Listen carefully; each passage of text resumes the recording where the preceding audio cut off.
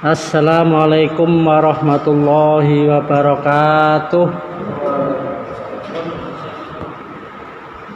Ulangi lagi nggih, biar semangat. Assalamualaikum warahmatullahi wabarakatuh. Biar lebih barokah, sekali lagi sekalian yang mungkin kecapean terus ngantuk, biar bangun, biar semangat, kita ulangi sekali lagi.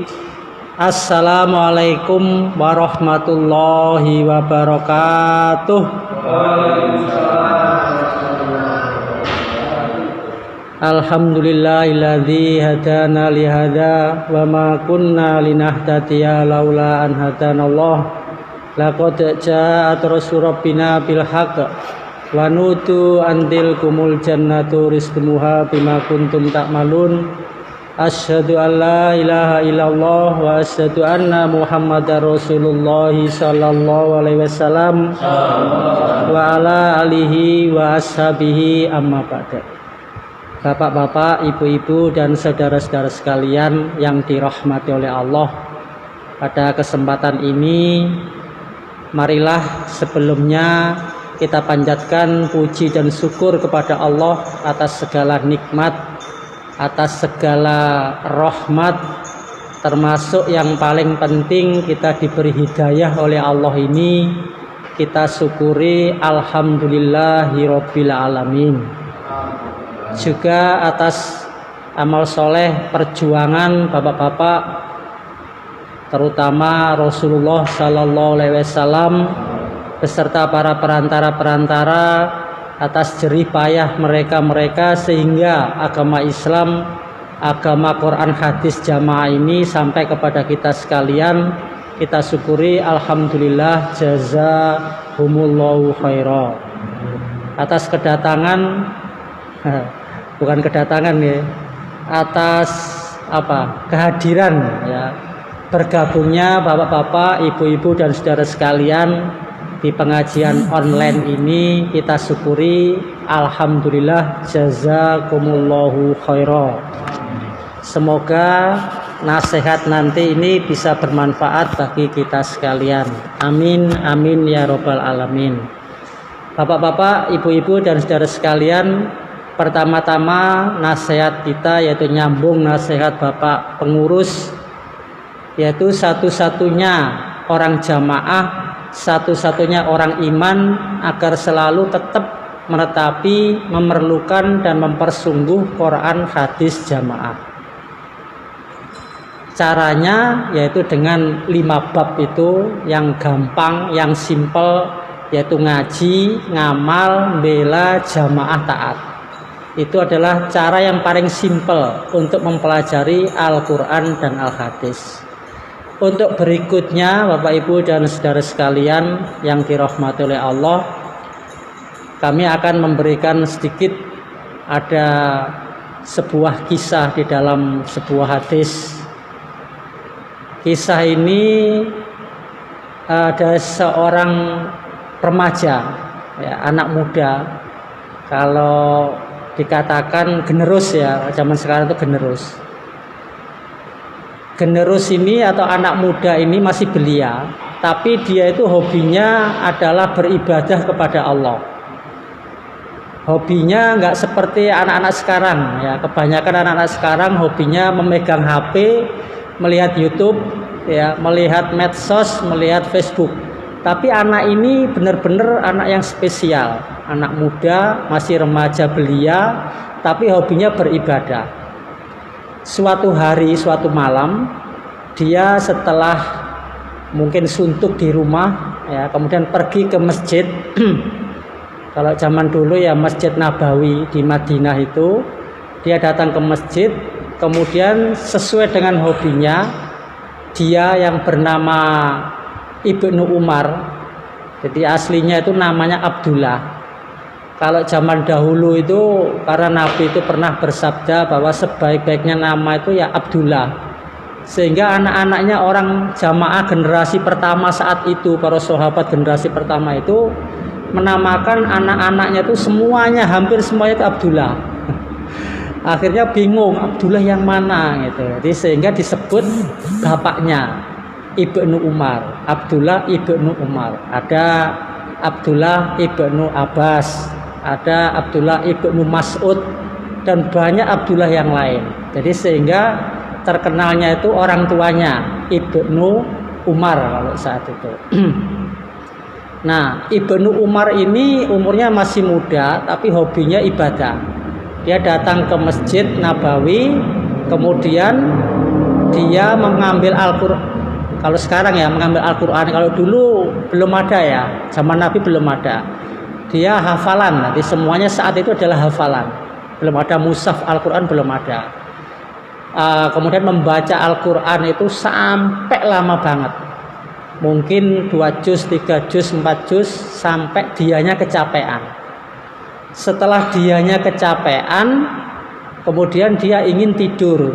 Kemudian sesuai dengan kebiasaannya, namanya anak ahli ibadah, dia pergi ke kamar mandi, istilahnya toilet kalau di sini ya, kamar mandi, kemudian berwudu. Seperti biasanya dia berwudu sebelum tidur.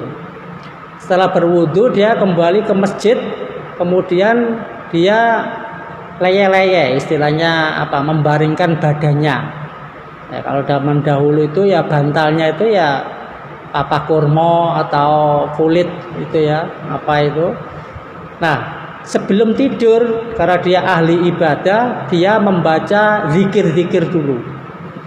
Astagfirullah, subhanallah, alhamdulillah, Allahu akbar, sebanyak-banyaknya. Sampai dia kecapean dan akhirnya dia tertidur. Nah, saat dia tertidur itu Ibnu Umar tadi itu, anaknya Umar bin Khattab ini, kemudian dia itu bermimpi. Dalam mimpinya dia itu dibawa oleh 2 orang malaikat. Tangan kanan kirinya dipegang oleh masing-masing 1 malaikat, dibawa ke atas langit, lah dimasukkan ke dalam neraka. Nah, menurut dia saat itu, saat dalam mimpinya itu, neraka itu seperti sumur katanya. Sumur yang penuh dengan api yang berkobar-kobar. Dan di neraka itu dia melihat banyak orang yang dikenal dia masuk ke dalam neraka dengan berbagai macam siksaan yang sangat mengerikan. Nah, dia sangat takut, namanya anak muda, mimpi dimasukkan ke neraka, dia teriak-teriak, nangis, tapi nggak bisa apa-apa karena dia dipegang kanan kirinya oleh 2 malaikat. Terus ada 1 malaikat lagi yang berpapasan dengan dia, ngomong dengan Ibnu Umar, "Hei Ibnu Umar, kamu belum terjaga dari neraka." Dia tambah sedih, tambah nangis, sampai akhirnya dia terbangun dari mimpinya. Karena dia anak yang faham, anak pemuda yang luar biasa ahli ibadah, dia juga bertanya-tanya, kenapa kok saya ini kok yang ahli ibadah seperti ini kok masih dikatakan belum terjaga dari neraka oleh malaikat.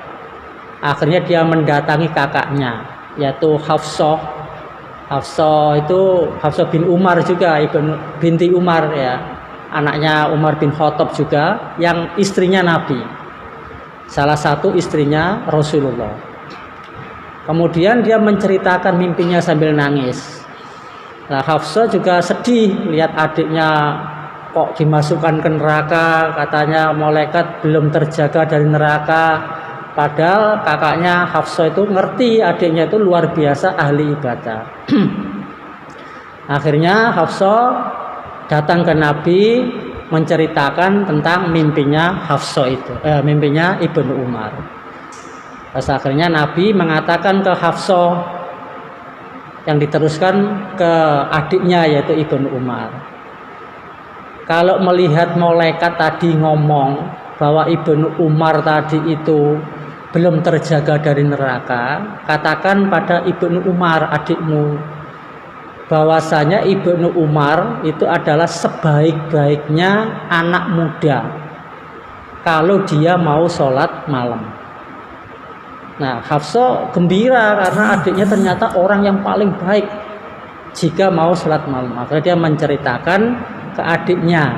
Adiknya sangat senang, gembira, karena dikatakan Nabi sebagai sebaik-baiknya anak muda asalkan mau sholat malam. Nah, sejak itu Bapak Ibu dan saudara sekalian, Ibnu Umar yang memang pada dasarnya adalah orang yang ahli ibadah, senengannya ibadah, ahli baca Al-Quran, ahli zikir, ahli sholat, langsung setiap malam tidak pernah lepas dari mengerjakan qiyamul lail. Setiap malam dia asik dengan kehusuannya, sujud lama, sholat lama. Sebagai anak muda, ya, anak muda itu luar biasa, ya. Karena dia ngerti kalau dia tidak melakukan seperti itu ternyata tidak ada jaminan, walaupun dia begitu getolnya ahli ibadah seperti dia. Bapak Ibu dan saudara sekalian yang kami hormati, dari kisah ini kita bisa ngambil pelajaran, ngambil sebagai pelajaran, ya, bahwasanya ternyata sholat malam itu begitu pentingnya. Makanya kita baru nyadari ternyata kenapa kok Rasulullah yang sudah diberi jaminan oleh Allah, orang yang maksum, diampuni dosanya dan pasti masuk ke dalam surga, itu pun masih getol, masih terus melakukan sholat malam. Bahkan di dalam riwayat hadis itu tidak pernah sehari pun, ya, semalam pun Rasulullah itu meninggalkan sholat malam. Saat beliau sakit, sampai sholat malam tahajud itu sampai dengan duduk, dengan berbaring, sampai dengan tiduran. Saking polnya, ya, sholat malam bagi Rasulullah.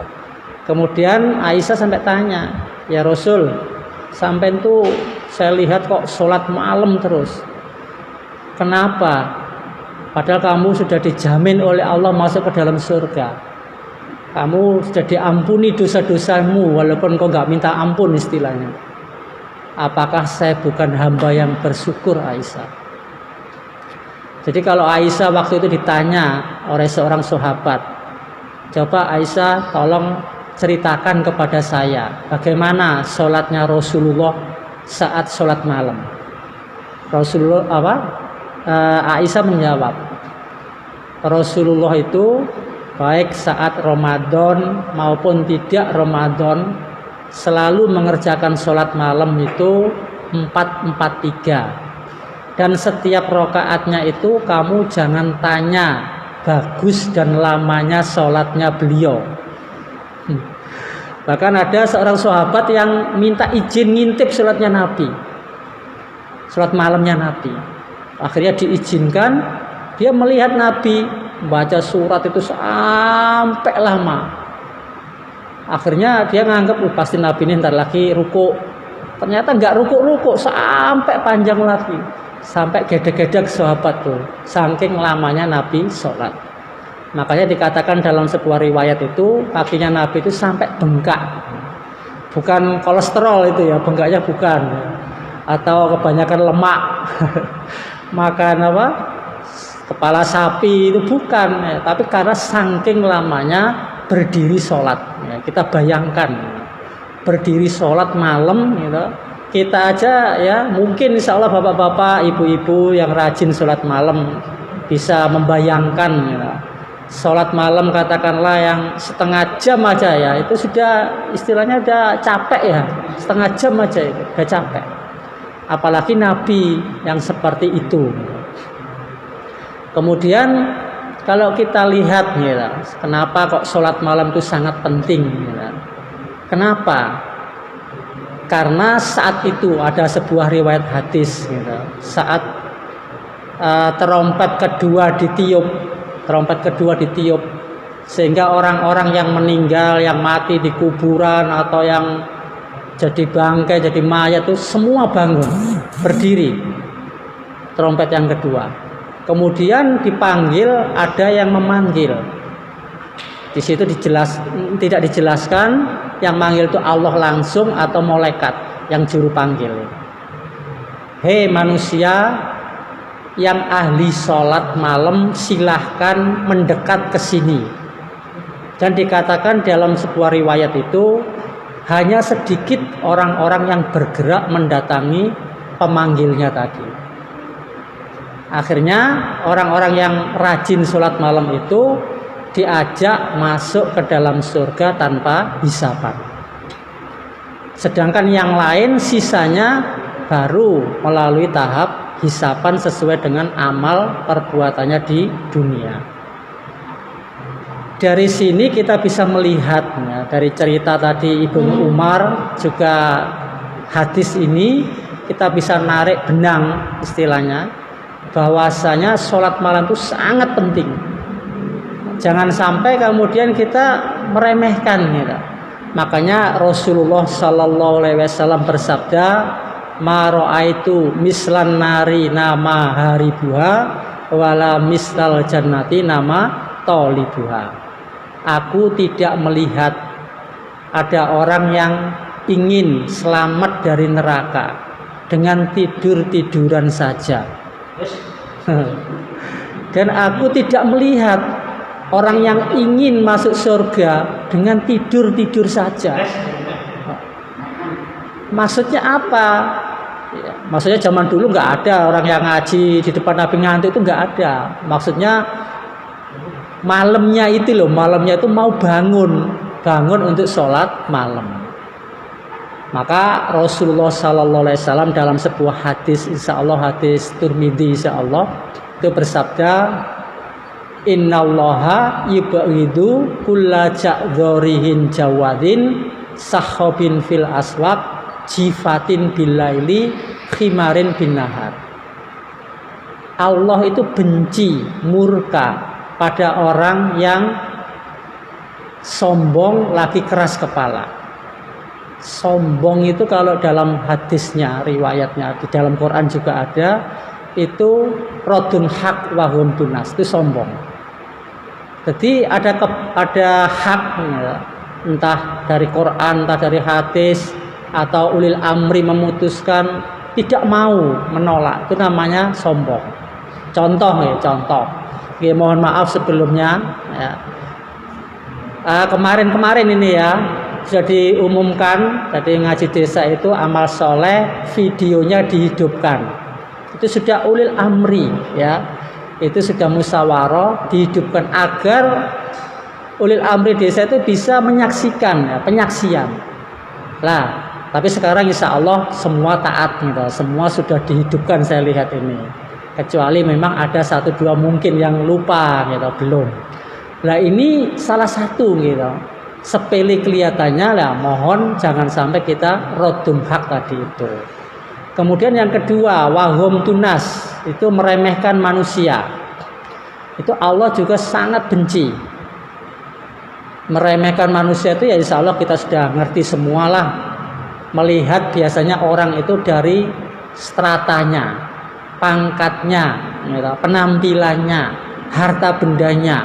Kalau melihat orang yang miskin, orang yang nggak punya apa-apa itu memandang sebelah mata istilahnya. Apa ya, ngelirik, ngelihat aja sambil melengos ya. Itu namanya sombong. Ya. Padahal Bapak Ibu dan saudara sekalian, kalau kita lihat ya Allah saja yang maha kaya, maha perkasa, mempunyai semuanya. Harta benda semua dunia akhirat itu dimiliki Allah. Itu saja tidak pernah memandang orang itu dari stratanya. Innallaha la yanzuru ila suwarikum wa amwalikum. Allah tidak melihat pada penampilan kalian, rupa kalian. Orang itu wayu, ganteng, welek, tidak dilihat. Miskin, melarat, sugih, tidak dilihat. Wa ambalikum, harta kalian kaya raya melarat tidak punya apa, tidak dilihat. Walaki yang duru ila kulubikum wa a'malikum, tapi yang dilihat oleh Allah adalah hatinya, hati kalian, dan apa, amal kalian, amal perbuatan kalian, itu yang dilihat oleh Allah. Jadi kalau orang itu hatinya baik, itu yang disenangi oleh Allah. Kemudian amalnya, ibadahnya banyak, itu yang disenangi oleh Allah. Jadi enggak kok orang kaya itu senang, bukan ya. Allah nggak peduli orang kaya, orang miskin, tidak dilihat, tapi dilihat dengan amalnya. Orang kaya raya tapi pelit infaknya misalkan, ya nggak dilihat belas gitu. Orang yang kaya raya tapi luman, apa luman itu, royal gitu, dermawan, itu yang disenangi oleh Allah. Orang yang miskin misalkan tapi amal ibadahnya luar biasa, itu yang disenangi oleh Allah.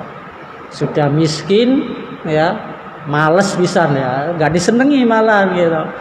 Soge males juga sama, tidak disenangi oleh Allah. Itu yang dilihat hanya apa, hatinya dan amal ibadahnya orang itu.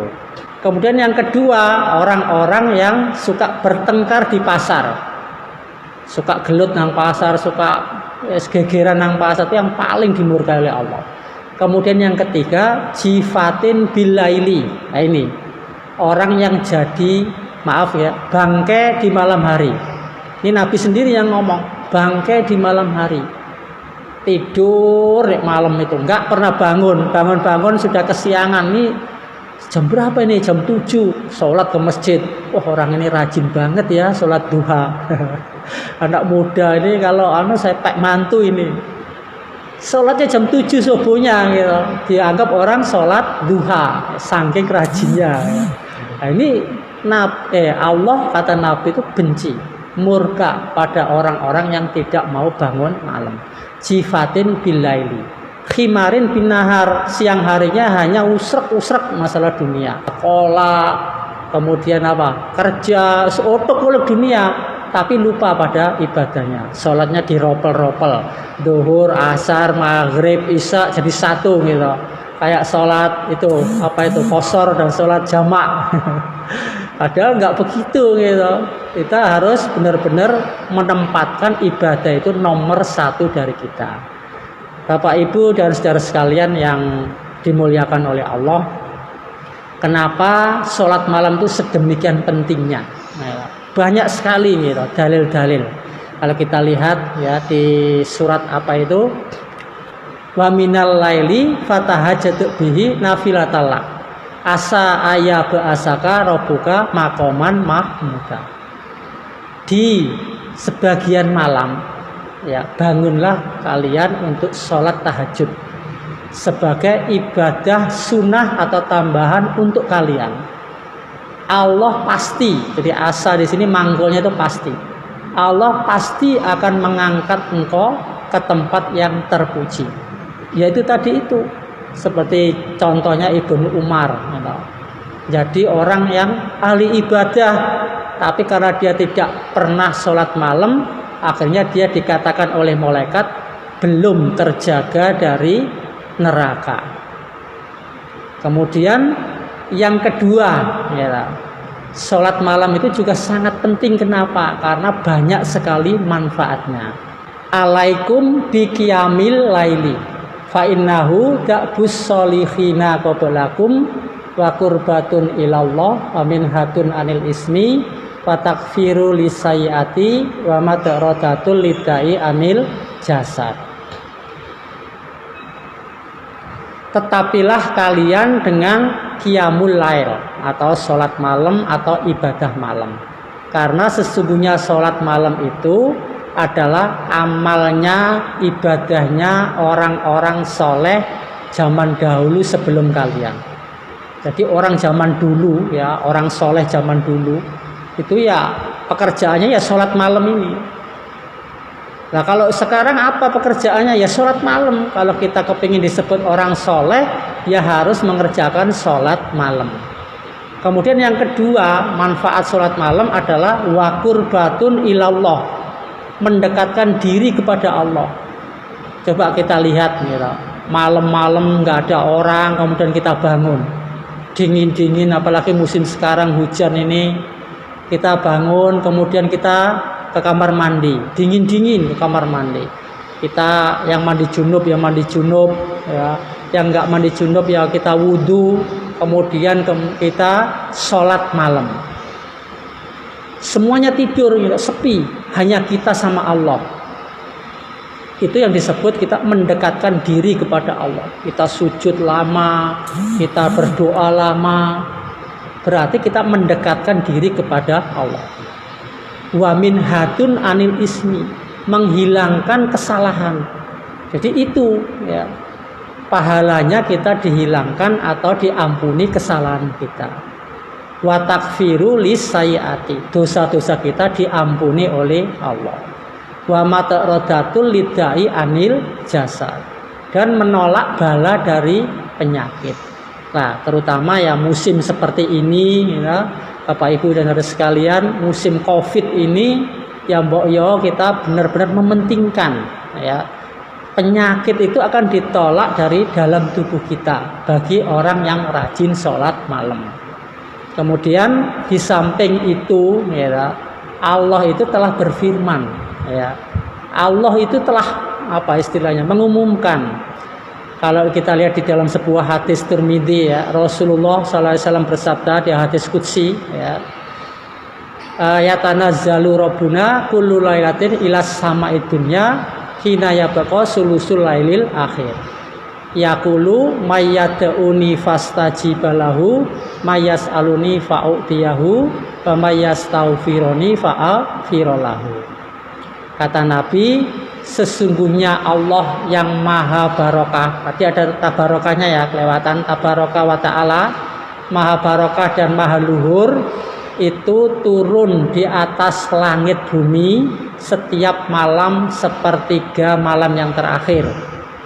Kemudian Allah berfirman, berkata, woro-woro, barang siapa yang berdoa kepadaku akan aku kabulkan. Barang siapa yang minta kepadaku akan aku beri. Barang siapa yang minta maaf akan aku maafkan. Jadi pol gitu. Ini Allah yang maha kaya. Woro-woro.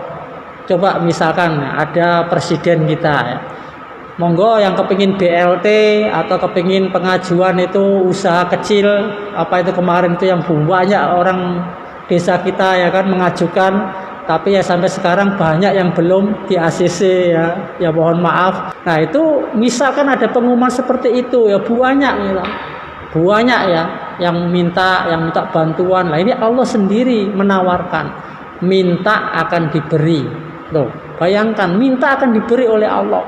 Makanya kita jangan sampai males ya. Nanti dikatakan oleh Nabi tadi itu, saya tidak pernah melihat orang yang ingin jauh dari neraka dengan tidur-tiduran. Saya juga tidak melihat orang yang ingin masuk ke dalam surga dengan tidur saja.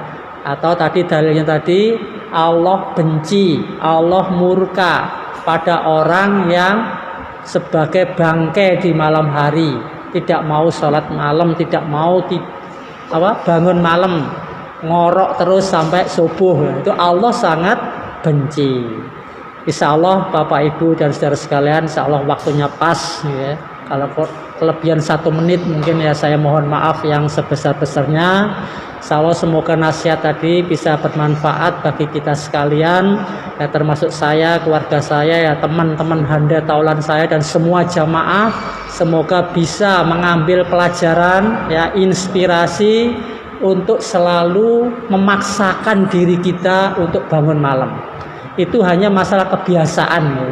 Kalau kita sudah terbiasa, insya Allah enteng benar ya. Tapi kalau kita males benar ya, namanya setan itu ahli menggoda hambanya.